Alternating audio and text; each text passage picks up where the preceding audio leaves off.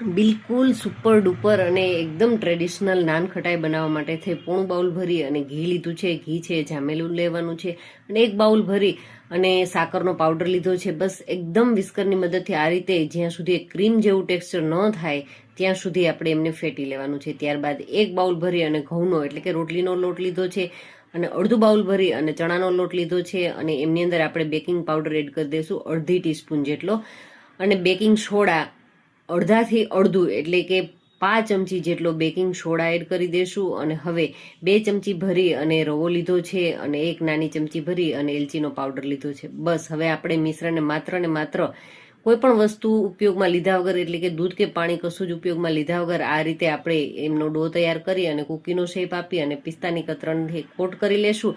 અને આપણે જો ઓવન હોય તો ઓવનની અંદર અથવા તો કડાઈની અંદર કોઈ પણની અંદર તમે બેક કરી શકો છો. કડાઈની અંદરથી 15 થી 20 મિનિટ લાગશે અને ઓવનમાં પણ એટલો સમય લાગશે 180 ડિગ્રી પર.